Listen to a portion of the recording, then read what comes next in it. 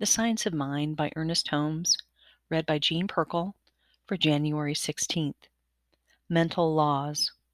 As we think of the medium of radio transmission in terms of law, so should we think of the mental medium in terms of law, for the mental medium must be the law of mental action. While we might think of it as the mind of God, we could not think of it as the Spirit of God, for the mental medium is automatic, while the Spirit must be self-knowing. We could not call the universal medium of mind God any more than we could call electricity God. The universal medium of mind is but one of the many attributes of God, the avenue through which God operates as the law. We should differentiate between universal mind and universal spirit. As we examine the subjective, we find it to be both intelligent and conscious, without knowing that it is intelligent and without being self-conscious. All law must be subjective. The soil knows how to take a seed and make a plant from it. It does not know whether it is making a tomato or a potato. If it were not true of the law of nature, we could not depend upon them. We should be confronted with caprice. One of the most difficult problems to realize is that when we are dealing with the law of mind, we are dealing with an absolutely impersonal thing. It knows how to create without knowing what it creates. Therefore, we must distinguish between the law of mind and the spirit which uses the law. The ancients taught that there is an infinite self-knowing spirit. One of the oldest sayings in the world is, "Spirit is the power that knows itself," in addition to which there is an infinite law which knows how to do what but does not care what it does. This law is the karmic law of Buddha, the law that binds the ignorant and frees the wise. As Anna Besant stated it, it is the cause and effect of the West, but is not to be confused with kismet, which is fate, because its tendency can be changed.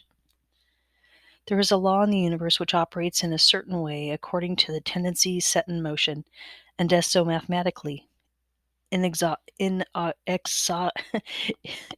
inexorably. We cannot destroy the law, but we can redirect its movement. Just as we plant seeds and later decide we wish something else to go out and uproot the first seeds and plant others in their place, we are not thereby destroying the soil. We have simply determined to use it in a different way. When we are dealing with subjectivity, we are always dealing with that which is subject to the conscious volition. The conscious volition is the universe in which is meant by the Spirit of God. The mental medium, the universal subjectivity, the law, is the doer of the word. Plotinus speaks of it as a doer, but not a knower. He calls it a blind force, not knowing any doing, only doing. This is a principle which we use in practice. We should distinguish between conscious volition as spirit and the subjective law which works with intelligence but not self-conscious awareness. When this is realized, we shall no longer be superstitious about our use of the law.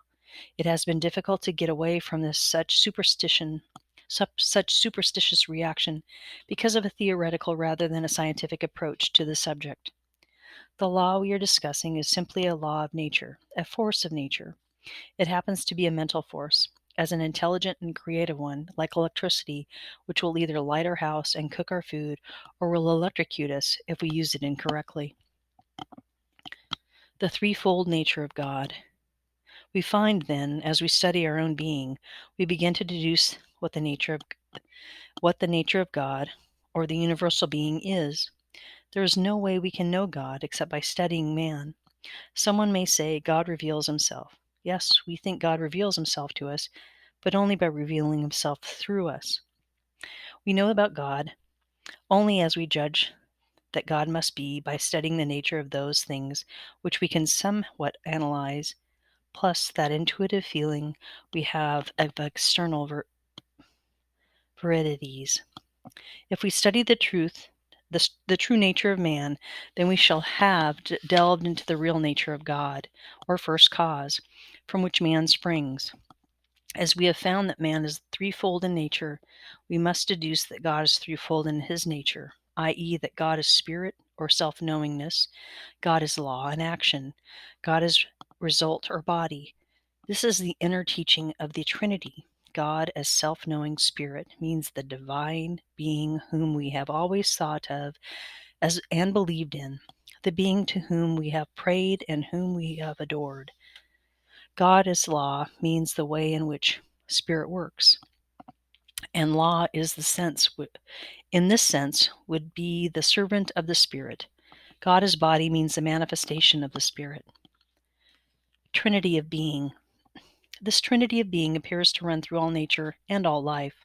For instance, there is electricity, the way it works and its results, which is light or motive power. There is a seed, the creative medium of the soil, and the plant. Turn it as we may, we are confronted with the necessity of a trinity of being. Throughout the ages, this trinity has been taught. Every great religion and every great spiritual philosophy has taught this trinity, Father, Son, and the Holy Ghost. It is the Christian trinity. It is the thing, the way it works, and what it does. The thing is absolute intelligence. The way it works is absolute law, and what it does is a result, manifestation. The action of the thing itself is what the Bible calls the Word, absolute intelligence.